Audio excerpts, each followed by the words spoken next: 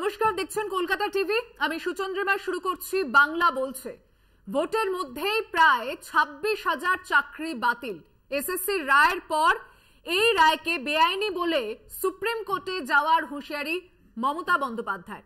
অন্যদিকে সুপ্রিম কোর্টে যাচ্ছে স্কুল সার্ভিস কমিশন। গোটা মন্ত্রিসভার পদত্যাগ দাবি করেছেন বিরোধী দলনেতা। আজকে এই বিষয় দিয়ে যখন শুরু করছি, মমতা বন্দ্যোপাধ্যায় যখন এসএসসি রায়ের পর আদালতের নিশানায়, তিনি বক্তব্য কি দিচ্ছেন? বিজেপির নির্দেশেই আদালতের এই রায়, বিচার ব্যবস্থা পক্ষপাত দুষ্ট অভিযোগ তুলছেন মুখ্যমন্ত্রী। পাল্টা বিরোধী দলনেতাও বলছেন গোটা মন্ত্রিসভাকেই কাঠগড়ায় তুলেছেন তিনি। বাদানুবাদের মধ্যে কি উঠে এসেছে আজকে দিনভর দেখুন। এক রায় 26,000 চাকরি বাতিল। ভোটের বাক্সে কি এর প্রভাব পড়বে? এই প্রশ্নেই এখন তোলপাড় বঙ্গ রাজনীতি। কি করবেন চাকরিহারারা? রাজ্য সরকারের অবস্থান কি? এই অর্ডারটা বেআইনি অর্ডার, সেই জন্যই চ্যালেঞ্জ করে বলছি, অর্ডারটাকে আমি জাজকে বলছি না, অর্ডারটাকে বলছি বেআইনি অর্ডার। আমরা এটা নিয়ে উচ্চ আদালতে যাচ্ছি। এর আগে অনেকবার আদালতের রায় বা পর্যবেক্ষণকে পক্ষপাত দুষ্ট বলে অভিযোগ করে তৃণমূল। শিক্ষা নিয়োগ দুর্নীতিতে সবচেয়ে বেশি সরব ছিলেন অভিজিৎ গঙ্গোপাধ্যায়। ভোটের মুখে বিচারপতি পদ থেকে ইস্তফা দিয়ে তিনি বিজেপিতে যোগ দেন। এরপরই নিয়োগ মামলায় তার রায় নিয়ে আরো বেশি করে প্রশ্ন তোলে তৃণমূল। বিচার ব্যবস্থা নিয়েও প্রশ্ন ওঠে। এটা বিচারপতিদের দোষ নয়, এটা কেন্দ্রীয় সরকারের দোষ। তারা বিজেপির লোক দেখে দেখে এখানে বসিয়েছেন, যাতে তারা বিজেপি পার্টি অফিস থেকে যা বলে দেয় সেই ড্রাফটটা তারা করে দেয়। বাড়তি পোস্ট চোরেদেরকে রেগুলারাইজ করার জন্য কে করেছে? মমতা ব্যানার্জি করেছে। কবে করেছে? 5ই মে 2022 ক্যাবিনেট মিটিং এ করেছে। আমি এই সভা থেকে 5ই মে 2022 ক্যাবিনেটে যারা উপস্থিত ছিল তাদেরকে অবিলম্বে সিবিআই কাস্টডিতে নেওয়ার দাবি করি। 8 বছর আগের এই মামলার রায় ঠিক ভোটের মুখে কেন? প্রশ্ন মুখ্যমন্ত্রী। আজকে 8 বছর বাদে আপনাদের মনে হলো ইলেকশনের সময় 26,000 ছেলে মেয়ের চাকরি খেয়ে নি, নিজেরা একটা লোককে চাকরি দিতে পারেন না? রাজ্যে দ্বিতীয় দফা ভোট 26 এপ্রিল। তার আগে শিক্ষা নিয়োগ দুর্নীতি মামলার রায় নিয়ে রাজনৈতিক যুদ্ধে মুখোমুখি তৃণমূল কংগ্রেস ও বিজেপি। কলকাতা টিভি। অন্যদিকে এই রায় আসার পর প্রাক্তন বিচারপতি তথা বিজেপির প্রার্থী হয়েছেন অভিজিৎ গঙ্গোপাধ্যায়। তিনি রায়কে স্বাগত জানিয়েছেন এবং শুধু তাই নয়, তিনি মুখ্যমন্ত্রীর পদত্যাগের দাবিও করেছেন। কি প্রসঙ্গে এই বক্তব্য তিনি রেখেছেন শুনুন। মিথ্যাচারী মুখ্যমন্ত্রী, যিনি জোট চুরিকে প্রশ্রয় দেন, যার সে তৎকালীন শিক্ষামন্ত্রী, যিনি এই দালালি করেছিলেন, তিনি জেলে। তার যদি বিন্দুমাত্র লজ্জা বলে কোনো জিনিস থাকে, এক্ষুনি তার পদত্যাগ করা উচিত এবং এখন থেকে এই নির্বাচন রাষ্ট্রপতি শাসনের আলনেরা হওয়া উচিত। আরো কঠোর হয়েছে ডিভিশন বেঞ্চ, আরো কঠোর হয়েছে। যতটা কঠোরতা আমি দেখাতে পারিনি এবং আমি মনে করছি ডিভিশন বেঞ্চ অত্যন্ত উপযুক্ত কাঠিন্যের সঙ্গে সব দিক বিচার করে একটা রায় দিয়েছে এবং এতে আমি অত্যন্ত আনন্দিত। তবে আজকে আনন্দ প্রকাশের দিন নয়, কারণ এই জোচ্চোরদের অধীনে আমরা আর থাকতে চাই না। কোথাও একটু স্বস্তি লাগছে আজকে যে আপনি কি? না, কোনো স্বস্তির বিষয় নেই। আমি যখন বিচারপতি হিসেবে কাজ করেছি, আজকে যখন সাধারণ নাগরিক হিসেবে আমি কাজ করি, তখন আমাকে সবসময় মাথায় রাখতে হয় যে আদালত হচ্ছে একটা জায়গা যার আদেশকে মেনে নিতে হবে, এটা আমার কোনো ব্যক্তিগত বিষয় ছিল না যে আমার স্বস্তিবোধ বা অস্বস্তি বোধ করব। আমার খারাপ লাগা আছে যে যোগ্য প্রার্থীদের বহুদিন ধরে বঞ্চিত করে রাখা হলো। তারা যারা টাকা পেল না, যোগ্য প্রার্থীরা, তারা যোগ্য প্রার্থী যারা আবার নতুন পুনর্মূল্যায়নের ফলে যারা চাকরি পাবেন, তাদের জন্য আশা করব রাজ্য সরকার, যে রাজ্য সরকারই থাকুন, সে রাজ্য সরকার একটা ব্যবস্থা। আমাকে তো আহ্বান করেছিলেন যে আপনি জজিওদি ছেড়ে রাজনীতির ময়দানে আসুন। আজ তো আমি রাজনীতির ময়দানে এসেছি, তাদের তো আর টিকি দেখতে পাচ্ছি না এখানে। তারা সুরক্ষা বলয় ছেড়ে নেমে আসুন, দেখা যাক সিবিআই তাদেরকে গ্রেপ্তার করে কি করে না। এমন নয় যে তারা ওখানে থাকলে গ্রেপ্তার হবেন না, হতেই পারে না। কিন্তু সুরক্ষার বলটা তারা ছাড়ুক। তাহলে আমার সামনে যে কাগজপত্র এসে গিয়েছিল তাতে বোঝা গিয়েছিল যে এই সুপার নিউমারি পোস্ট ক্রিয়েটে মন্ত্রিসভার প্রতিটি সদস্য জড়িত, প্রতিটি সদস্য। এবং এটা ইনিশিয়েট করেছিলেন মমতা ব্যানার্জির একজন অত্যন্ত ঘনিষ্ঠ জোচ্চোর একটি ছেলে আছে, চ্যাংড়া ছোড়া, নিজেকে পলিটিশিয়ান বলে, সে, আমি তার নাম মুখে আনতে চাই না। তার নির্দেশে মন্ত্রিসভা চলছিল, শুধু মমতা ব্যানার্জির নির্দেশে নয়। ইমিডিয়েটলি তার গ্রেপ্তার চাই। এই রায়কে বেআইনি বলে চ্যালেঞ্জ করেছেন মমতা বন্দ্যোপাধ্যায়। কল্যাণ বন্দ্যোপাধ্যায় তার প্রতিক্রিয়া রয়েছে, তিনি বলেছেন চাকরি প্রার্থীদের কারোর চাকরি যাবে না। কি বলেছেন তিনি এই প্রসঙ্গে আরো শুনবো। এই যে judgement is a completely erroneous judgement and bad in law. এই জাজমেন্ট পুরোটাই হচ্ছে ত্রুটিপূর্ণ একটা জাজমেন্ট এবং আইনের চোখে এটা টিকে থাকতে পারে না। আজ এই বিষয় নিয়ে বাংলা বলছেতে আলোচনা শুরু করছে। আমার সঙ্গে প্যানেলিস্ট যারা রয়েছেন তাদের সঙ্গে আলাপ করি। আমি সরাসরি চলে আসছি আলোচনায়। তৃণমূল কংগ্রেসের বক্তা রয়েছেন সুদীপ রাহা, স্বাগত জানাচ্ছি আপনাকে। বিজেপির বক্তা রয়েছেন অচিন্ত মণ্ডল, স্বাগত জানাচ্ছি আপনাকে। কংগ্রেসের বক্তা রয়েছেন অশোক সরকার, স্বাগত জানাচ্ছি আপনাকে। বামেদের বক্তা রয়েছেন স্বপন মণ্ডল, স্বাগত জানাচ্ছি আপনাকে।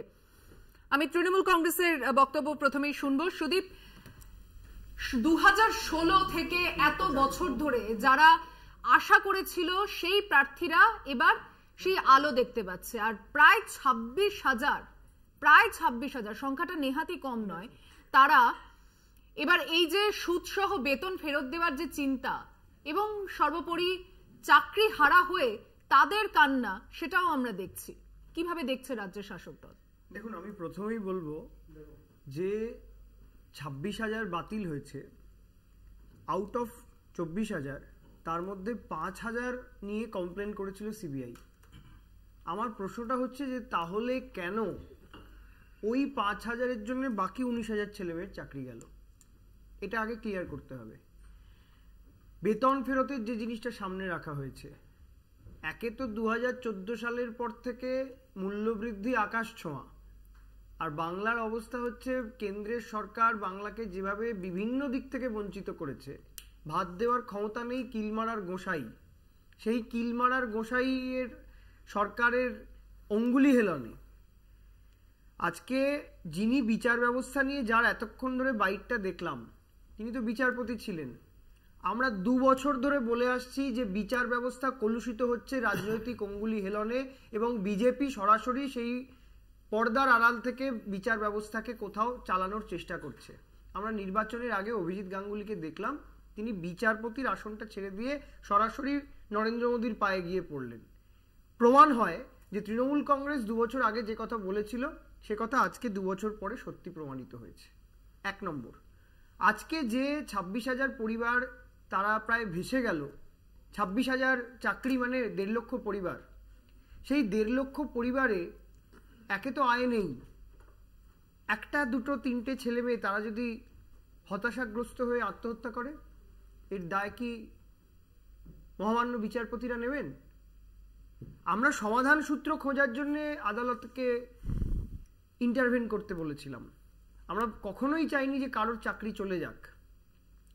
এবং অভিজিৎ গঙ্গোপাধ্যায় তিনি সরাসরি বিজেপির যে প্রতিনিধি হিসেবে কাজ করেছেন, বিচারপতির আসনে বসে কাজ করেছেন, সেটা তিনি বারবার প্রমাণ করে দিয়েছেন।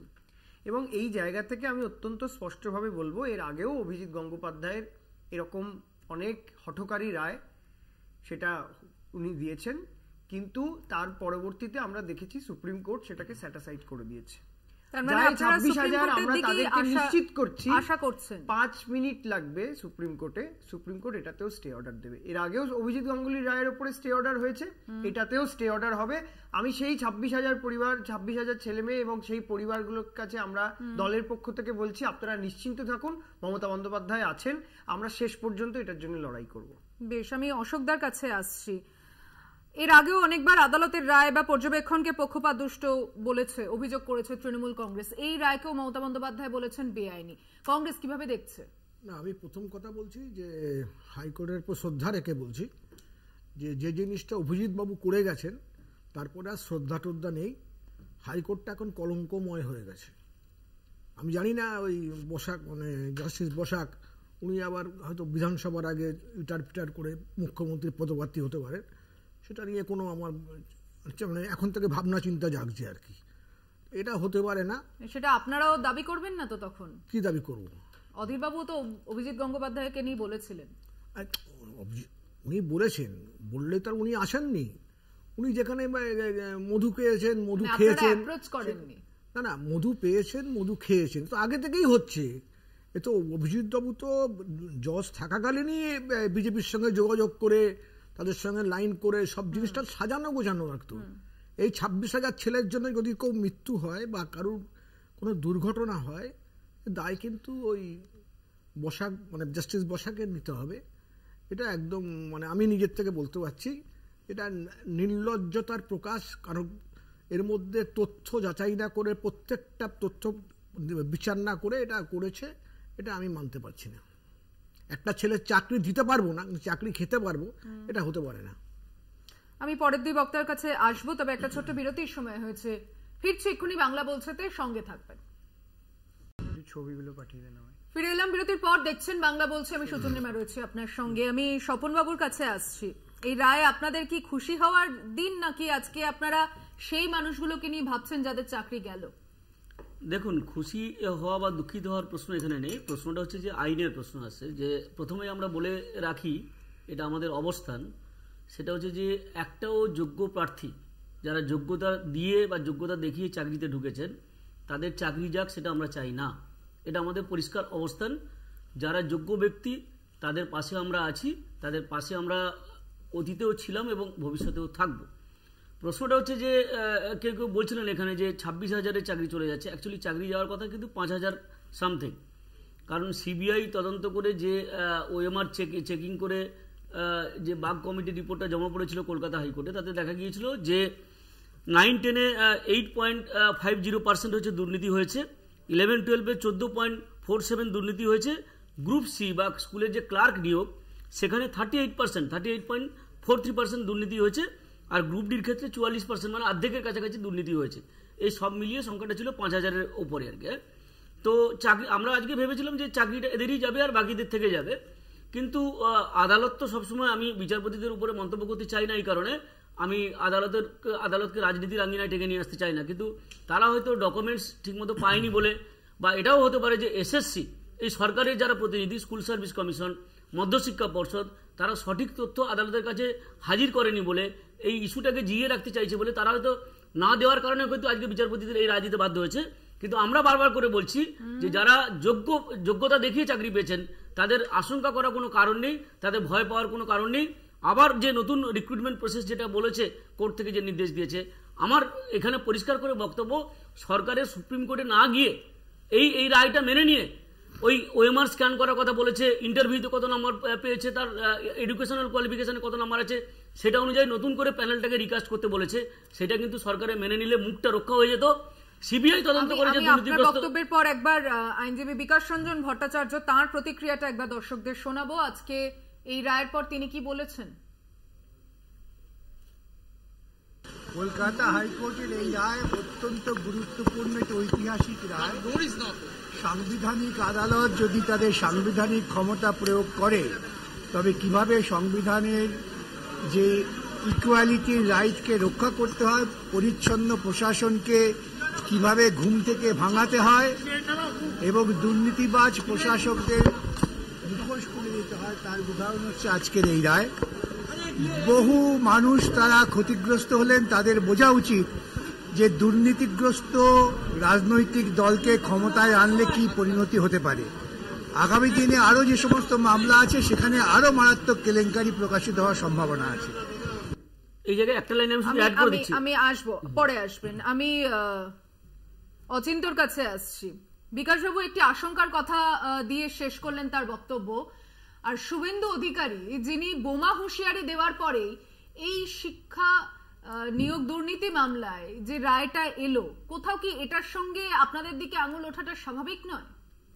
দেখুন, শুভেন্দু অধিকারী কেন, পশ্চিমবঙ্গের একটা যে বাচ্চা আগামী দিনে জন্ম হবে, এখন গর্বে রয়েছে, সেই বাচ্চাও পর্যন্ত জানে যে পশ্চিমবঙ্গে তৃণমূল দুর্নীতি করেছে এবং সেই দুর্নীতির সেই পাপের প্রায়শ্চিত্ত তাদেরকে করতে হবে।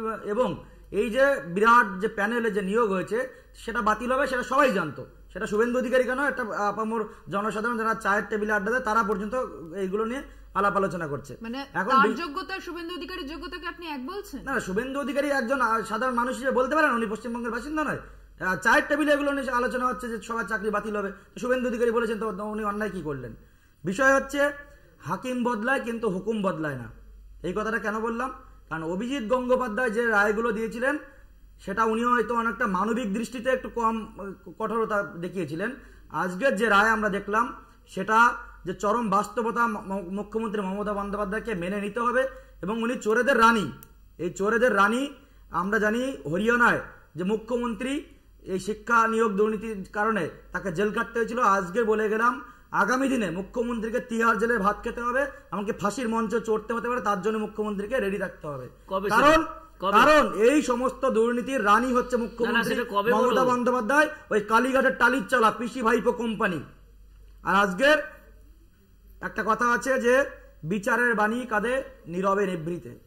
আজ হলেও কাল হলেও পরশু হলেও যারা চাকরি পায়নি যোগ্য, যারা চাকরি হারালো তারা যোগ্য কি অযোগ্য সেটা প্রমাণ করার দায় আমার নয়, কিন্তু আপনিও একজন শিক্ষক মানুষ, পড়াশোনা নিশ্চয়ই করেছেন, কিন্তু ভাষা সঞ্চয়নের ক্ষেত্রে অনুষ্ঠানে বসে একজন মহিলা সম্পর্কে মহিলা শুধু নয়, রাজ্যের মুখ্যমন্ত্রী,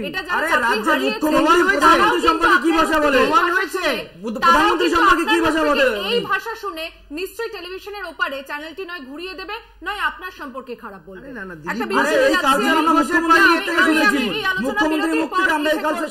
আলোচনা বিরতির পর এসে করব। অচিন্ত নিশ্চয়ই আপনার সময় আপনি বক্তব্য রাখবেন, বিরতির পর ফিরে এসে কথা বলবো, সঙ্গে থাকবেন। ফিরে এলাম বিরতির পর, দেখছেন বাংলা বলছে। আমি সুদীপের কাছে আসছি। এই রায় তৃণমূল নেত্রী নিশানা করেছেন আদালতকে, কিন্তু কোথাও কি মনে হচ্ছে ভোট বাক্সে এর প্রভাব পড়বে?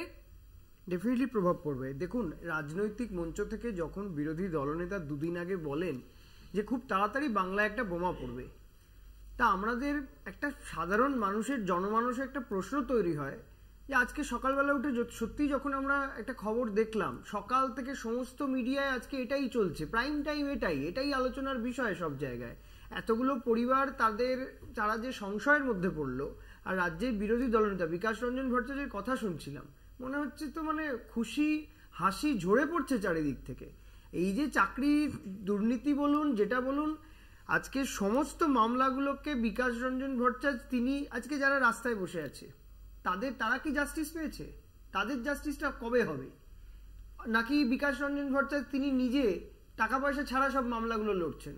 আমি আপনাদের চ্যানেলে অন রেকর্ড বলছি, এমন সব হোয়াটসঅ্যাপ গ্রুপ তৈরি হয়েছে, সেই হোয়াটসঅ্যাপ গ্রুপে বিকাশ রঞ্জন ভট্টাচার্য তিনি নিজে আছেন, রাস্তায় বসা চাকরি প্রার্থীদের থেকে টাকা তুলে আজকে এই মামলাগুলো লড়ছেন বিকাশ রঞ্জন ভট্টাচার্য। আজ পর্যন্ত সমাধান হয়নি।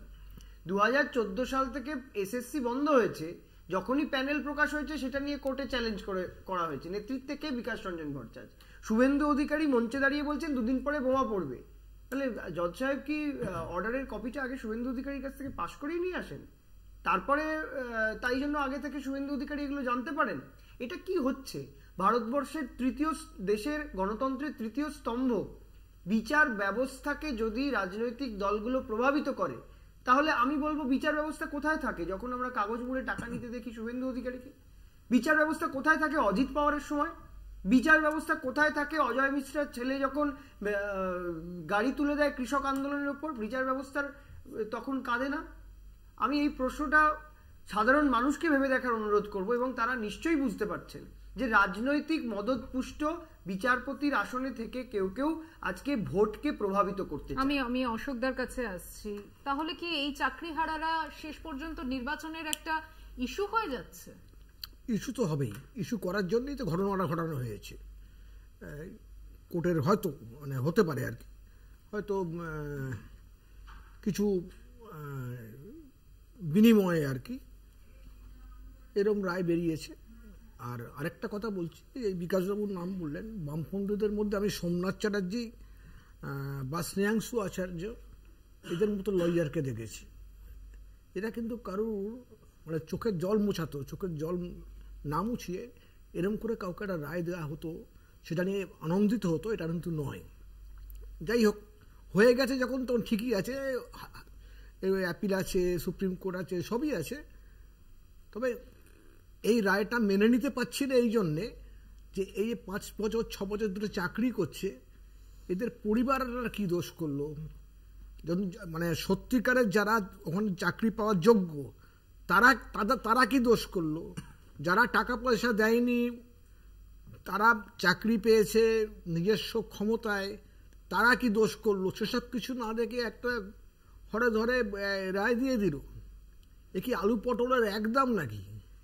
আমার কোর্টের প্রতি আমার সত্যি বলছি, আমার কংগ্রেসের মধ্যে আবারও একটা স্ববিরোধিতা দেখা যাচ্ছে। স্বপন বাবু, না, স্ববিরোধিতার প্রশ্ন কোথায় উঠছে না? উনি তো বললেনই, বক্তব্য বলছেন, উনি একটা নির্দিষ্ট রাজনৈতিক দলের প্রতিনিধি, বলতেই পারেন। প্রশ্নটা হচ্ছে যে সুদীপ যে কথাটা বললো, এখন তো জোট সঙ্গী, ভোট শুরু হয়ে গেছে, হোক না, ডিফারেন্স থেকেই কিন্তু জোট, সেটা ব্যাপার না, বৈচিত্র্যের মধ্যে ঐক্য। প্রশ্নটা হচ্ছে অন্য জায়গায়। প্রশ্নটা হচ্ছে সুদীপ যে কথাটা বললো যে এই বিকাশ রঞ্জন ভট্টাচার্যের কারণেই এই দুর্নীতি সামনে এলো, এটা তো তাহলে ক্রেডিট। কারণ হচ্ছে আমি তা বলি না, বিকাশ রঞ্জন ভট্টাচার্যের জন্য এদের চাকরি গেল। চাকরি তো আমি বলছি, চাকরি তো যারা যোগ্য তাদের চাকরি তো যাবে না। আমি তো যেটা বলছি বারবার করে, প্রশ্নটা হচ্ছে যে বিকাশ রঞ্জন ভট্টাচার্যের জন্যই কিন্তু এই দুর্নীতিটা সামনে এলো সারফেসে। এর জন্য তো ওনাকে আলাদা করে ধন্যবাদ দেওয়া উচিত। আর 2 নম্বর আমি বলছি, হ্যাঁ সেটা হোক। আর 2 নম্বর ব্যাপার যেটা আমরা বলছি যে যারা এখনো পর্যন্ত গান্ধী মূর্তির পাদদেশে অবস্থানে বসে আছেন যোগ্য প্রার্থীরা, অথচ বঞ্চিত, যার জন্য এই সরকার দায়ী। আমি বলছি এই সরকার দায়ী, যার জন্য যারা অযোগ্যকে চাকরি দেওয়ার জন্য সুপার নিউমারের এই পোস্ট তৈরি করেছিল ক্যাবিনেটে পাস করিয়ে, তাদের পক্ষে তো আমরা দাঁড়াতে পারি না।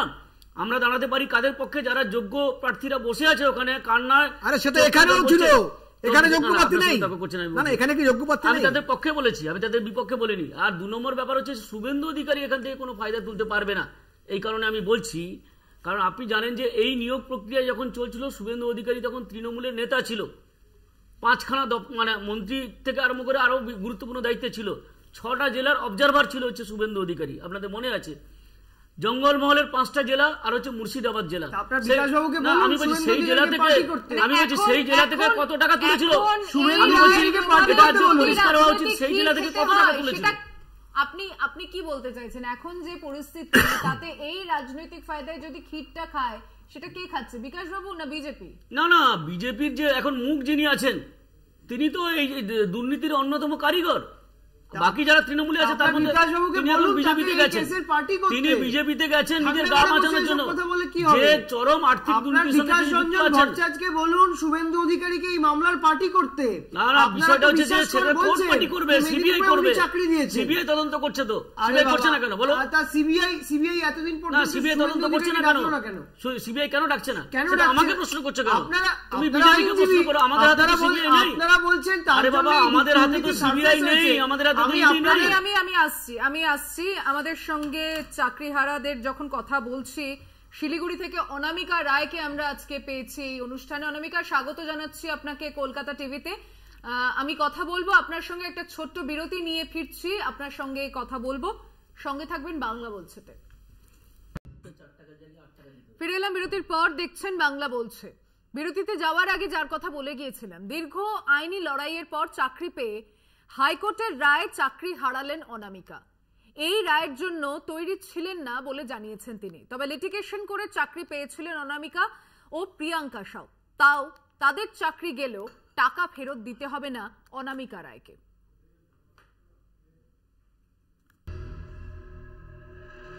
সোমবার হাইকোর্ট এসএসসি এর 2016 পুরো প্যানেল বাতিল করে দেয়। হাইকোর্টের এই রায় চাকরি হারালেন শিলিগুড়ির অনামিকা রায়। কার্যত গত বছর ববিতা সরকারের একাডেমিক নম্বর ত্রুটিপূর্ণ থাকায় তার দেওয়া চাকরি ফিরিয়ে নেয় আদালত ও তার জায়গায় অনামিকা রায়কে চাকরি দেওয়ার নির্দেশ দেয় আদালত। সেই মতো জলপাইগুড়ির হরিহর উচ্চ বিদ্যালয়ে চাকরিতে যোগ দেন অনামিকা। তবে সোমবার কলকাতা হাইকোর্ট এসএসসির 2016 পুরো প্যানেল বাতিল করার ফলে 25,753 জনের চাকরি বাতিল করা হয়েছে। তাতে চাকরি হারালেন অনামিকা রায়। এই রায়ের জন্য তৈরি ছিলেন না বলে জানান তিনি। তাহলে এতদিন ধরে যে তদন্ত হলো বা এতদিন ধরে যে এত রকম কিছু হলো, জমা পড়লো আদালতে, তাহলে তো সেগুলোর কোনো রকম, তাহলে তো প্রথমেই প্যানেল ক্যান্সেল করে দিতে পারতো। তো এতটা সময় নেওয়ার তো দরকার ছিল না আমার মনে হয়। তো আমার মনে হয় যে মানে খুবই একটা বাজে, মানে কি বলবো, মানে আমার দিক থেকে একটা, মানে এই রায়টা ভীষণভাবেই একটা প্রভাব ফেললো আর কি যোগ্য চাকরি প্রার্থীদের মনে, কারণ এই রায়টা হবে আমরা কখনো আশা করিনি। আইনজীবীর সঙ্গে কথা বলে ফের আইনি লড়াইয়ের পথে যেতে পারেন অনামিকা রায়। তবে লিটিগেশন করে চাকরি পেয়েছিলেন অনামিকা রায় ও প্রিয়াঙ্কা সাউ, তাই তাদের চাকরি গেলেও টাকা ফেরত দিতে হবে না অনামিকা রায়কে। শিলিগুড়ি থেকে রীনা কুমারের রিপোর্ট, কলকাতা টিভি। আমাদের সঙ্গে সরাসরি শিলিগুড়ি থেকে রয়েছেন অনামিকা। অনামিকা, স্বাগত জানাচ্ছি আপনাকে কলকাতা টিভিতে। আপনি বলেছেন আজকে যে এই রায়কে আপনি মেনে নিতে পারছেন না, তবে কি করবেন এখন সেটা কি ভেবেছেন?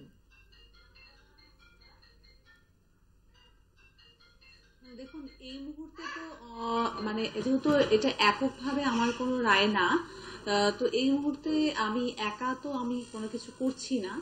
দেখা যাক, আমার আইনজীবীর সাথেও কথা হয়েছে, তো দেখা যাক রাজ্য সরকারের তরফ থেকে কি করা হয়, কি স্টেপ নেওয়া হয়।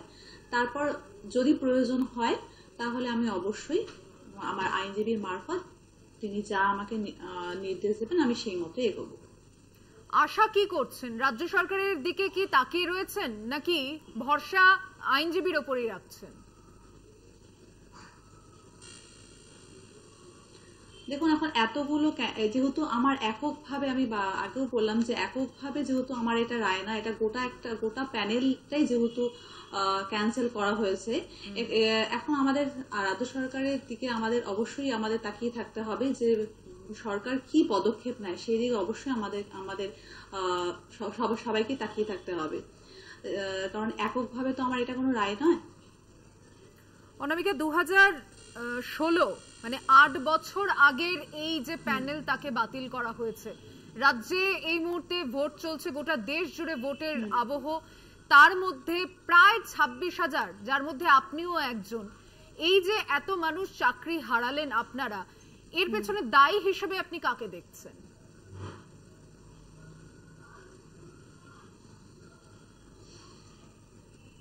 দেখুন, এই যে মানে দুর্নীতি, এটা যে এই দুর্নীতিটাই হচ্ছে এর জন্য দায়ী।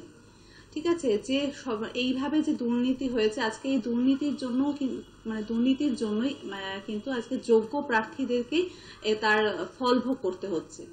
এত রকম ভাবে দুর্নীতি হয়েছে, আমিও কিন্তু সেই দুর্নীতিরই শিকার, কারণ আমাকেও কিন্তু আমার চাকরিটা অনেকটা আইনি লড়াই লড়ে, অনেকটা যুদ্ধ করে আমাকে আমার চাকরিটা এক প্রকার, মানে আমার প্রাপ্যটা আমাকে আদায় করে নিতে হয়েছে। তো সেই দুর্নীতির জন্যই তো আজকেও কিন্তু সেটাই দেখা গেছে যে এই দুর্নীতির জন্যই তারা যোগ্য অযোগ্যকে, মানে মহামান্য আদালত যোগ্য অযোগ্যকে তারা নির্বাচন করতে পারছে না ঠিক করে, তার জন্য কিন্তু পুরো প্যানেলটাই আজকে ক্যান্সেল করে দিয়েছে। তো এর জন্য কিন্তু যে আমরা যারা যোগ্য চাকরি প্রার্থী, তারা কিন্তু সব থেকে বেশি আমরা সাফার করছি, কারণ এর পরে এই যে পুনর্মূল্যায়ন হলেও সেটা কতদূর কি হবে, কিভাবে প্রসেস হবে, তারপর কত দিনে আমরা আবার আমাদের সসম্মানে, মানে সম্মানের সহিত আমরা আবার স্কুলে যেতে পারবো, সেগুলো কিন্তু অনেক রকম প্রশ্নই মানে উঠে আসছে। তো দেখুন, এখানে যদি শুধুমাত্র অযোগ্যদেরকে লিস্ট থেকে বের করে দেওয়া হতো, তাহলে হয়তো এই ধরনের যে সমস্যা সেগুলো হয়তো ক্রিয়েট হতো না। আজকে কিন্তু এই রায়ের জন্য আমার মনে হয় যে যোগ্য যারা আছে তাদেরকেই হয়তো সব থেকে বেশি সাফার করতে হচ্ছে। অনামিকা, আপনি একজন শিক্ষিকা, শিক্ষক মানুষ যারা হন তাদের যোগ্যতা বা তারা অযোগ্য কিনা সেই প্রামাণ্য, সেই বিচার করা, সেটার মানে ক্ষমতা আমার অন্তত এই আসনে বসে নেই, কিন্তু তাও এই যে পুনর্মূল্যায়ন করার যে কথা আপনি বললেন, আদালতের ওপর কতটা ভরসা আজকের দিনে রাখতে পারছেন?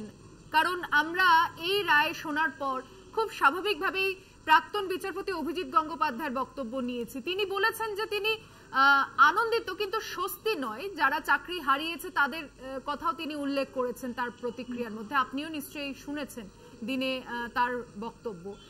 তাকে সেই জায়গাটায় কিভাবে আজকের দিনে দেখছেন? আজকের দিনে কি সেই জায়গায় মনে হচ্ছে যে বিচারপতি বসাকের জায়গায় অভিজিৎ গঙ্গোপাধ্যায় থাকলে আরো অনেক ভালো হতো?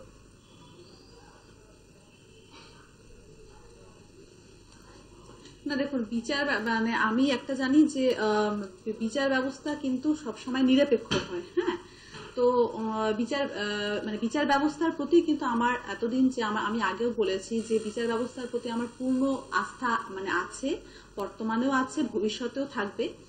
তো আজকের যে রায়, এটা সত্যি শোনার পর আমার মনে হচ্ছে যে আমার কোনো না কোনো জায়গায় আমি মানে এই যে বিচার ব্যবস্থার প্রতি যে আমার যে এই এতটা যে আমার নিষ্ঠা ছিল, আমার মানে কোনো না কোনো জায়গায় সেটা একটু হলেও ভেঙে গেছে।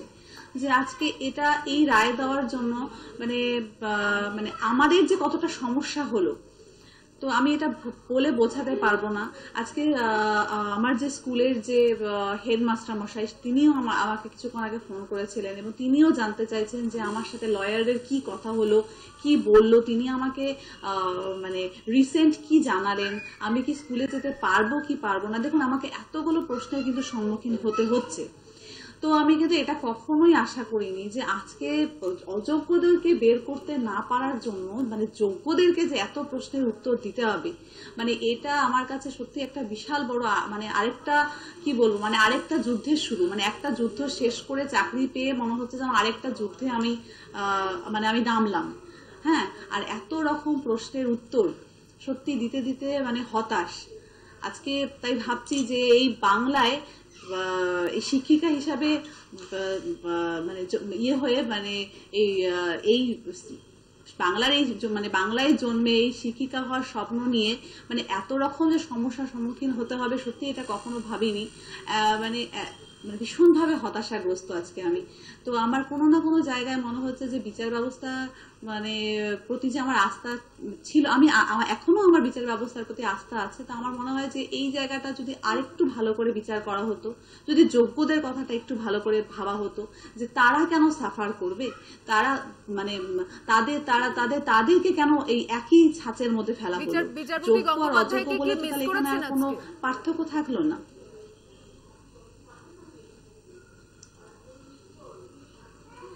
না দেখুন, উনি আমার কাছে সবসময় ভগবান তুল্য। আমি বলেছি যে মানে উনি না থাকলে যে আমার যে শিক্ষিকা হওয়ার স্বপ্ন সেটা হয়তো কোনোদিনও পূরণ হতো কিনা আমি জানি না।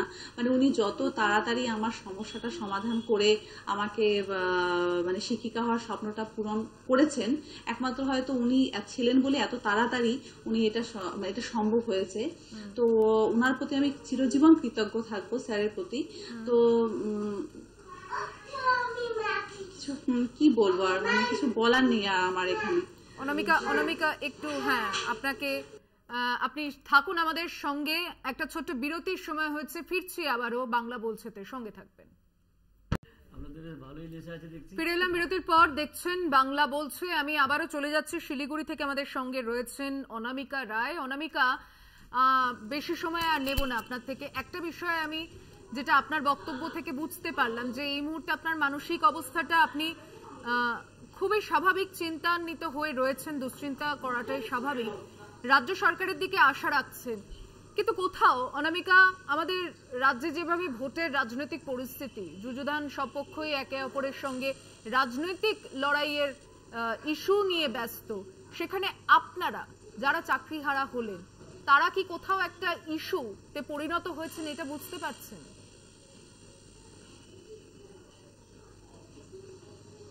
দেখুন, এই বিষয়ে আমি কোনো মন্তব্য করতে চাই না, রাজনৈতিক বিষয়ে আমি কোনো মন্তব্য করতে চাই না। একজন চাকরি মানে কি বলবো, একজন চাকরি, এখন তো চাকরি প্রাপক বলা যাবে না, চাকরি হারা হিসাবে এখন এই মুহূর্তে মানে আমরা কিভাবে সেটা আবার আমাদের সম্মানের সাথে আমাদের কিভাবে ফিরিয়ে দেওয়া হবে, আমি সেটাই আশা রাখছি।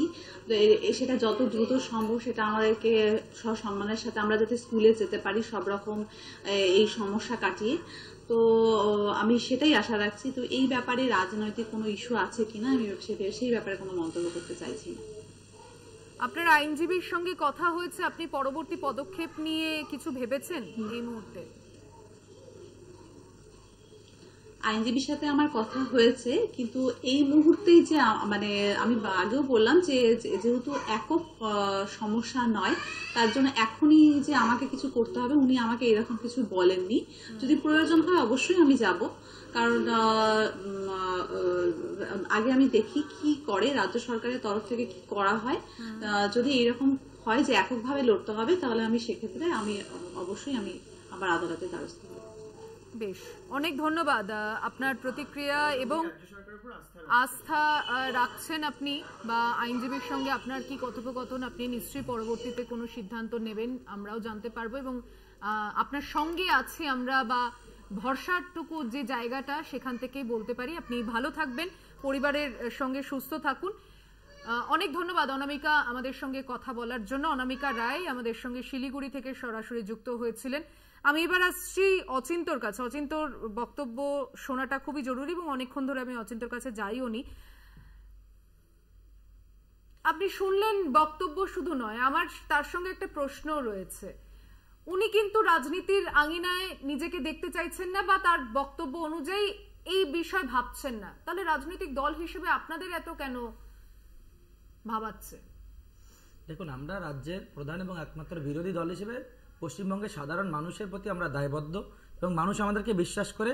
100 দিনের টাকা যারা পায়নি তাদের প্রতি দায়বদ্ধ নয় আপনারা? আজকে প্রসঙ্গ ঘোরাবেন না, আজকে প্রসঙ্গ হচ্ছে আবাসের টাকা পায়নি যারা, তাদের প্রতি আপনারা দায়বদ্ধ? অবশ্যই দায়বদ্ধ। এখানে যে চুরি হয়েছে, দুর্নীতি হয়েছে, তার হিসাব দেবে, টাকা পাবে। এটা এই টপিক নিয়ে কিন্তু কি প্রমাণ হয়েছে সুদীপ ভাই, তোমার বলার সময় ডিস্টার্ব করেনি, একটু বলতে দাও, কারণ তুমি চোরদের প্রতিনিধি করতে এসেছো, তো একটু শোনার ধৈর্য রাখতে হবে। চোর তোমার দলের নেতা, তার নাম আজকে যে 26,000 চাকরি গিয়েছে, হেমন্ত বিশ্ব শর্মাকে তোমরা ডাকাত বলতে মুখ্যমন্ত্রী করেছো, শোনা ধৈর্য রাখতে হবে। অজিত পাওয়ারের বিরুদ্ধে কোটি কোটি টাকা। আরে ভাই, তুমি আমায় চোর বললে আমি তোমায় ছেড়ে দেব? চোরদের প্রতিনিধি করতে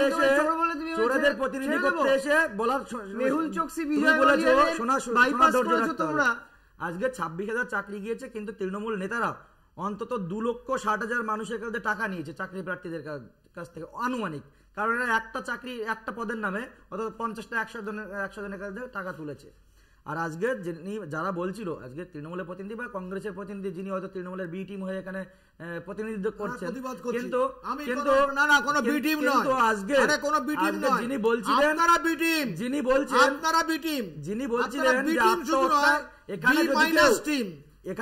যিনি বলছিলেন যে এখানে যদি কেউ আত্মহত্যা করে তার দায় নেবে কে? তার দায় হচ্ছে তৃণমূল সরকার এবং তৃণমূল দল তার দায় নিতে হবে। এবং আজকে ধন্যবাদ জানাবো অনামিকা দিদিকে, যিনি এখানে ছিলেন, যে তিনি স্বীকার করেছেন এবং তিনি বলছেন যে দুর্নীতির দায়ে সবাই আজকের এই ক্ষতিগ্রস্ত এই পরিস্থিতির সম্মুখীন হতে হয়েছে। ধন্যবাদ অনামিকা দিদিকে। আজকের যারা বলছে যে অভিজিৎ গঙ্গোপাধ্যায়, তাহলে তো সবথেকে বড় আঙুলটা শুভেন্দু অধিকারীর দিকে উঠতে পারে। 2016 সালে তো তিনি তৃণমূলে ছিলেন। ওটা আসছি, যারা অভিজিৎ গঙ্গোপাধ্যায়কে রাখেন। কি প্রশ্নটা আরেকবার বলুন? শুভেন্দু অধিকারীর দিকে আঙুল তোলার ধকটা কি আছে আপনাদের? শুভেন্দু অধিকারী মানে উনি তো পশ্চিমবঙ্গের একজন মানুষ, এর ভুক্তভোগী সবাই হতে হবে। আমরা যোগ্য চাকরি প্রার্থীদের পক্ষে, আমরা যোগ্য চাকরি প্রার্থীদের পক্ষে, যারা যোগ্য প্রার্থী হিসেবে চাকরি গেছে আমরা তাদের সাথে সমবর্তী। কিন্তু আজকে একটা প্রশ্ন, একটা লাইন বলতে হবে, যারা অভিজিৎ গঙ্গোপাধ্যায় সম্পর্কে প্রশ্ন তুলছে তারা হয়তো বিচারপতি নূর আলমের নাম ভুলে গিয়েছেন। আজকে সরকার পক্ষের প্রতিনিধি অনেকবার বলবে, বা আমি নিজে সুপ্রিম কোর্টে গেছি, বা মমতা আমি নিজে সুপ্রিম কোর্টে গেছি, আমার পিটিশনে লেখা ছিল যে উনি একটি বিশেষ রাজনৈতিক দলের মদত পুষ্ট, ওনাকে পদ থেকে অপসারিত করা হোক। তোমরা সেটা প্রমাণ করে দিয়েছো, তোমরা প্রমাণ করে দিয়েছো তাকে বিজেপির প্রার্থী করেছে নরেন্দ্র মোদী। সব জায়গায় বিজেপির ভূত দেখছে মমতা বন্দ্যোপাধ্যায়, স্তম্ভটাকে তোমরা কিনে নেওয়ার চেষ্টা করছো। মমতা বন্দ্যোপাধ্যায়কে বিজেপির ভূত দেখছে সব জায়গায়, কিন্তু ওনাকে বলে রাখি উনি রাজ্য দেশ বিদেশ যেখানেই যাবে বিজেপির ভূত ওনাকে তাড়া করে বেড়াবে দিন রাত 24 ঘন্টা। কারণ তিহার জেলে ওনার দলের যেসব নেতৃত্বকে পাঠিয়েছি ওনাকে পাঠানো পর্যন্ত আমরা এই লড়াই মেটো বক্তৃতা হচ্ছে না, মেটোবক্তৃতা হচ্ছে এটা পশ্চিমবঙ্গের জনসাধারণের কথা। কি আছে দেশে বিরোধীরা থাকবে না, তোমরা একা রাজ করবে। ভোটের আগে এসে বলছেন 10 লক্ষ চাকরি রেডি, ভোটের আগে মনে পড়েছে 10 লক্ষ চাকরি রেডি, এখন 1200 টাকা হয়েছে। যারা পশ্চিমবঙ্গে 13 বছর ক্ষমতা থেকে 13 বছর ক্ষমতা থেকে 10,000 জিএসটি কমেছে, জিএসটি 10 লক্ষ চাকরি মানুষ দেখছে। ভোটের বাজারে ভাওতাবাজি হচ্ছে, ভোটের বাজারে ভাওতাবাজি। অনামিকার বক্তব্যকে কিভাবে আমি একটা কথা বলছি, এই বিজেপি দলটা চাকরি চুরি বা ডিগ্রি চুরিতে এক্সপার্ট। দিলীপ ঘোষ কবে এখানে সরকার ছিল? আরে আপনি তৃণমূলের প্রতিনিধি হয়ে এসেছেন, সেটা বলুন না। দাঁড়ান না, আমি আমরা করেছি, দিলীপ ঘোষ ইলেকশনে দাঁড়িয়েছে, সেখানে লিখেছেন উনি গ্র্যাজুয়েট, তৃণমূলের কথা বলতে। কিন্তু আসলে উনি কংগ্রেস কি বলবে সেটা বিজেপি ঠিক করে দেবে, ওরা তো তাই চায়। আপনি তো কংগ্রেসের তাই চায় যে বিরোধী পক্ষ কি বলবে সেটাও বিজেপি ঠিক করে দেবে। আমরা মাছ খাবো না মাংস খাবো সেটাও ঠিক করে দেবে। আপনারা কথাটা শুনুন, একটা আইটিআই পাস লোক প্লাম্বার সম্ভবত বা ওয়েল্ডার হবে কিছু আর কি, তিনি লিখে দিলেন গ্র্যাজুয়েট। আমার কাছে, আমি কেস করেছিলাম, দুটো ডকুমেন্ট আমার কাছে আছে, সরকারি ডকুমেন্ট, যাতে উনি যে কলেজের নাম লিখেছেন ওই কলেজটাই নেই ওখানে, ঝাড়গ্রাম কলেজ বলে, ওখানে ঈশ্বরচন্দ্র বিদ্যাসাগরের নামে একটা কলেজ আছে পলিটেকনিক। আর উনি আরেকটা ডকুমেন্ট আছে, উনি যখন সেন্সার বোর্ডের মেম্বার ছিলেন সেখানে লিখেছেন উনি হায়ার সেকেন্ডারি পাস, কিন্তু উনি হায়ার সেকেন্ডারি পাস নয়, উনি তখন ওই ডিপ্লোমা মাত্র ইঞ্জিনিয়ার, যদি ভদ্র ভাষায় বললে ইঞ্জিনিয়ার, না হলে বলতে হয় প্লাম্বার। সেটা অবশ্য আমি কেন বলবো, চাকরি দুর্নীতি নিয়ে শুনুন না, আরে শোনো না, আসলে আমি বলছি তা নয়, এটা হলো গিয়ে ভারতীয় জনতা পার্টির প্রাক্তন প্রেসিডেন্ট তথাগত রায়, তিনি বলেছেন, আরে ভাই তিনি বলেছেন,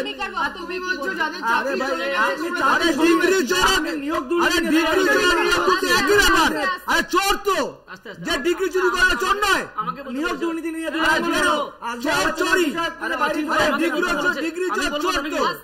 আমাকে বলতে বলেছেন তো। প্রথম কথা হচ্ছে যে অনামিকা যে বক্তব্যটা বললো একদম ব্যালেন্স করে বক্তব্যটা রেখেছে, যে তার প্রথম কথাটা আমার খুব মনে লেগেছে, যে আমরা আজকে যে এই সাফারার হচ্ছি বা আমাদের এই ভোগান্তি, তার পেছনে কিন্তু দুর্নীতি একটা বড় পার্ট বা অংশ। আমি একটা ছোট্ট হিসেব দিচ্ছি আপনাকে, আমাদের রাজ্যে এখন সেকেন্ডারি এবং হায়ার সেকেন্ডারি লেভেলের টিচার আছে 2,15,000। তার মধ্যে বাম আমলে শুধুমাত্র এসএসসি দ্বারা নিযুক্ত টিচার আছে 1,35,000, যারা ওয়ার্কিং 1,35,000। 13 বছরে, মানে 1998 সালে এসএসসি চালু হয়েছিল, 2011 সাল পর্যন্ত বামফ্রন্ট সরকারের আমলে 11 বার এসএসসি হয়েছে এবং একবারও কোনো আইনি জটিলতায় জড়ায়নি। 11 বারে নিয়োগ হয়েছে 1,35,000, তারা কিন্তু কাজ করছে, তাদের নিয়ে কিন্তু কেউ প্রশ্ন করছে না। আর তার আগেও ম্যানেজিং কমিটি দ্বারা নিযুক্ত বাকি শিক্ষকরা আছে, শুধুমাত্র 2012 সালে এরা কিছু শিক্ষক নিয়োগ করেছিল। এক সেকেন্ড না, আমি কথাটা শুনে না, তারপর কত সালে এসএসসি তৈরি হয়েছিল, তার আগে রিক্রুটমেন্টের পদ্ধতিতে আপনি একটু, আমি একদম মানে এটা নিয়ে তো লড়াই করি, আমাকে এটা বলো না যে এসএসসির আগে ম্যানেজিং কমিটি নিযুক্ত করতো, ম্যানেজিং কমিটি যেখানে যার ক্ষমতা, কিসের ভিত্তিতে, কিসের ভিত্তিতে তারা বিজ্ঞাপন দিত, তারা দরখাস্ত কোথায় বিজ্ঞাপন, পেপারে বিজ্ঞাপন দিত, এক্সচেঞ্জের মাধ্যমে নাম আসতো। চাকরি রিক্রুটমেন্টের পদ্ধতিটা বুঝিয়ে আমি তোমাকে বলে দিচ্ছি, এক হচ্ছে এক্সচেঞ্জ থেকে নাম আসতো, এক্সচেঞ্জ থেকে নিশ্চয়ই এমপ্লয়মেন্ট এক্সচেঞ্জের নামটা তোমরা জানো, সেখান থেকে নাম স্পন্সর করা হতো। অথবা যেখানে এক্সচেঞ্জ থেকে ক্যান্ডিডেট পাওয়া যেত না, সেখানে নির্দেশ থাকতো যে তোমাকে পেপারে বিজ্ঞাপন দিয়ে ইনভাইট করতে হবে অ্যাপ্লিকেশন যারা দরখাস্ত। আমরা এতবার সুজন চক্রবর্তীর নাম করে আমরা অভিযোগ করেছি, উনি একটা মানহানির মামলা পর্যন্ত করতে পারোনি, তো মানহানির মামলা পর্যন্ত করেননি, মানে একটা অ্যাপয়েন্টমেন্ট পদ্ধতিটা বলুন। আরে আমি পদ্ধতিতে নিয়োগ, আমি যে পদ্ধতির কথা বলছি, আজ পর্যন্ত তোমরা যেটা বলতে চিরকুটে চাকরি, সেই চিরকুটে চাকরি যারা কংগ্রেসীরা পেয়েছিল, যারা তৃণমূলের লোকেরা পেয়েছিল, বিজেপির লোকেরা পেয়েছিল, তারা সবাই সুরক্ষিত আছে। শুধুমাত্র তোমাদের সময় যারা চাকরি পেয়েছে কেউ সুরক্ষিত নেই। বাম আমলে যতই লোক চিরকুট, আমি বলছি কি, এখন কংগ্রেস ইউনিয়ন যারা করে, টিএমসি ইউনিয়ন যারা করে, সরকারি কর্মচারীরা, তারা বুক ফুলিয়ে বলে যে আমরা বামফ্রন্ট আমল বলে চাকরি পেয়েছিলাম এবং আমরা সুরক্ষিত আছি। তোমাদের আমলে যারা চাকরি পেয়েছে মানে যখন অরবিন্দ কেজরিওয়াল জেলে যান, হেমন্ত সোরেনের জেলে যাওয়া প্রসঙ্গে আপনাদের যে মানে প্রতিবাদ এগিয়ে আসে, এ রাজ্যে দুর্নীতি নিয়ে আপনাদের এই যে কংগ্রেসের সঙ্গে স্ববিরোধিতা, এটা কোথাও না মানুষকে এখন বুঝতে পারছেন না বলে আপনাদের মনে হচ্ছে, নাকি ভোটের মুখে আরো মানে বিজেপির যে ন্যারেটিভ সেটার মধ্যে মানুষকে আরো গুলিয়ে দিতে আপনারা সক্ষম হচ্ছেন? সেটা অন্তত কংগ্রেস যদি বিচার করে আপনাদের দিকে দেয় তাহলে পরিষ্কার হবে। আমি বলছি হচ্ছে বিজেপির হচ্ছে জাত শত্রু হচ্ছে কমিউনিস্টরা। আপনারা জানেন যে কমিউনিস্ট ওরা স্লোগান দিয়েছে যে কমিউনিস্ট মুক্ত দেশ গড়তে হবে, বাম মুক্ত দেশ গড়তে হবে, এটা হচ্ছে বিজেপির স্লোগান।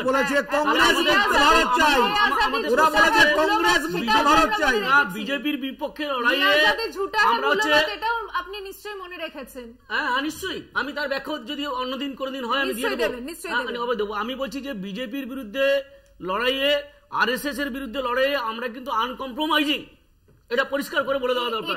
এটার মানে তো এই নয় যে আপনাদের স্ববিরোধিতা মানুষ বুঝতে না, স্ববিরোধিতা কোথায় স্ববিরোধিতা? আপনি বামের ভোট তো রামের কাছে।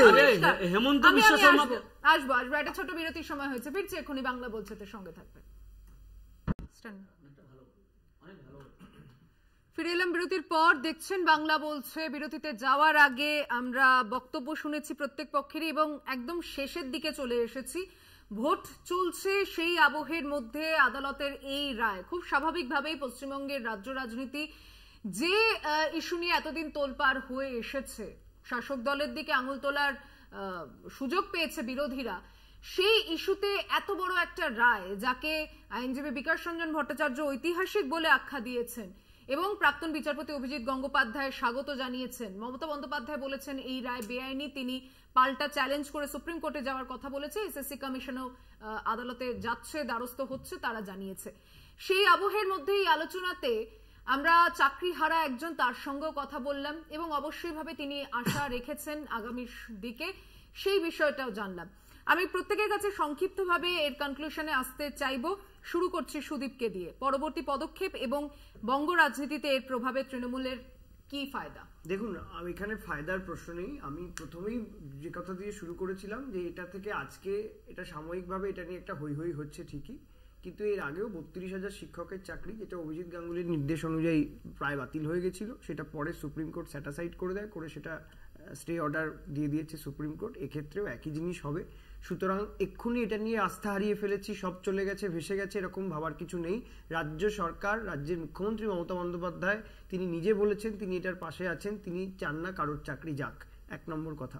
2 নম্বর কথা, আজকে যারা চাকরি হারালেন আমি তাদেরকে বলবো যে আপনারা বাংলার শত্রু কারা তাদেরকে চিনতে শুরু করুন। শুধুমাত্র রাজনৈতিক পারসেপশন তৈরির জন্যে, শুধুমাত্র রাজনৈতিক ফায়দা তোলবার জন্যে যারা 1.5 লক্ষ পরিবারকে, 1.5 লক্ষ মানুষকে যারা পথে বসিয়ে দিল, যারা বাংলার বিরোধী। আমরা কেন বলেছি বাংলা বিরোধীদের বিসর্জন? এই কারণে বলেছি বাংলা বিরোধীদের বিসর্জন। যে বিজেপি প্রকাশ্যে হুমকি দেয় আমরা 100 দিনের কাজের টাকা আটকে দিয়েছি, দেব না, যে বিজেপি আবাস যোজনার টাকা দেয় না, যে বিজেপি জলপাইগুড়ি আলিপুরদুয়ারে বিজেপির বিধায়ক, বিজেপির সাংসদ থাকা সত্ত্বেও ঝড় জলে পৌঁছয় না, ঝড় জল এলে দিদি আর ভোট এলে মোদি, একই রকমভাবে আজকেও দেখুন এই যে বাতিল হয়ে যাওয়া, এটার পেছনে বিজেপি আছে আছে আছে। এবং আমি আপনাদেরকে বলছি যে এই বাংলা বিরোধী মনোভাবের জন্যই বাংলা আগামী 4 জুন দেখবেন বাংলা থেকে পদ্মফুলটা মুছে গেছে। না, আমি একটাই কথা বলবো যে যারা যোগ্য প্রার্থী তাদের যেন চাকরি যত তাড়াতাড়ি সম্ভব ফেরত দেওয়ার ব্যবস্থা করা হোক, এবং যারা যোগ্য নয় তাদের সম্বন্ধে আমি কোনো বক্তব্য রাখছি না। আর বিজেপির এতে হাত আছে, বোঝা যাচ্ছে। বিজেপি নিজের দোষ ঢাকতে, যারা টাকা নিয়েছে তাদের কি হবে, তাদের কি শাস্তি দাবি? শাস্তি হোক, আমি তো বলিনি সেই কথা তো এড়িয়ে যাচ্ছেন। এড়িয়ে যাবো কেন? আমি যারা টাকা নিয়েছে শাস্তি হোক, এবং যারা মিথ্যে কথা বলে পার্লামেন্টের কাছে তাদেরও শাস্তি হোক, দুটোই বলছি আমি। আর যে কথাটা বলতে চাইছিলাম লাস্টে, বাংলায় অন্তত আমরা কি খাবো কি পরবো এটা নিয়ে যেন আর অন্য কোনো দল এসে না মাথা ঘোলায়। আপনি রাজনৈতিক ফায়দার কথাটা বলছিলেন, আমরা কিন্তু আজকে আপনার চ্যানেলে বসে বলছি যে আমরা মূলত হচ্ছে যোগ্য প্রার্থী যারা আছে, চাকরি প্রার্থী, তাদের ফায়দার কথাটা বেশি করে ভাবছি। 2 নম্বর ব্যাপারে আমরা যেটা বলবো সেটা হচ্ছে যে মাননীয় মুখ্যমন্ত্রী যদি আজকে পরিষ্কার করে বলতেন যে সিবিআই তদন্ত করে ফাঁকা খাতা যেগুলো ধরা পড়েছে 5,000 কত, তাদের পাশে আছেন কিনা উনি সেটা পরিষ্কার করে বললে একটু ভালো হতো। আর 3 নম্বর যে কথাটা বলবো সেটা হচ্ছে যে আদালত আজকে যে রায়টা দিয়েছে তাতে করে ওই 5,000 টিচারকে টাকাটা ফেরত দেওয়ার কথা বলেছে, নন টিচিং স্টাফেদের টাকাটা ফেরত দেওয়ার কথা বলেছে 4 সপ্তাহের মধ্যে, আগামী 4 সপ্তাহের মধ্যে। কিন্তু বাকিরা যারা, তারা স্কুলে যেতে পারবে কিনা, তাদের মাইনেটা বন্ধ হবে কিনা, এই নিয়ে কিন্তু এখনো স্পষ্টতার অভাব আছে। এখনো কিন্তু কেউ ক্লিয়ার করে বলতে পারছেন না যে তাদের মাইনেটা স্টপ করা যাবে এবং তাদেরকে স্কুলে ঢুকতে দেওয়া হবে কিনা। এটা নিয়ে কিন্তু কেউ পরিষ্কার করে বলেনি এখনো পর্যন্ত। আদালত সেই রায় কিন্তু সবার কাছে এখনো পরিষ্কার নয়, এটা পরিষ্কার হওয়া দরকার। আমরা চিৎকার করছি চাকরি চলে গেছে বলে একটা রাজনীতির হাওয়া গরম করতে চাইছি, কিন্তু প্রকৃতপক্ষে আদালত ওই যে 200 কত পাতার যে অর্ডার দিয়েছে সেটাকে পরিষ্কার করে পড়ে প্রত্যেকটা ল্যাঙ্গুয়েজের বিশ্লেষণ করে বুঝতে হবে যে সত্যি সত্যি ওদেরকে স্কুলে যেতে আটকাচ্ছে কিনা আদালত, এটা কিন্তু দেখতে হবে। দেখুন, তৃণমূল যতই আশ্বাস দিক যে যারা চাকরি হারিয়েছে তাদের চাকরি ফেরত পাবে, এই ধরনের কিছু হবে বলে আমার মনে হয় না। কারণ ওরা টাকা নিয়েছে, তাই ওদের এখন ভোটের বাজারে তাদেরকে শান্ত করে রাখার দায় ওদের রয়েছে। কিন্তু এর সমাধান, এদের একটা সমাধান আছে, এদের একটা সমাধান আছে। সমাধান হচ্ছে যারা বেআইনিভাবে চাকরি পেয়েছে বা হয়তো যোগ্য ছিল তারা চাকরি পেয়েছে, বা অনেকে হয়তো তৃণমূল নেতাদের টাকা দিয়ে মানে আইনি বেআইনি কোনোভাবেই চাকরি পায়নি। তো সবার এখন সমাধান হচ্ছে চোলাঘাট নিয়ে তৃণমূল নেতাদের বাড়ির সামনে গিয়ে পিটাও, সোজা কথা। তাহলে এই সমাধান ওখানেই বেরোবে।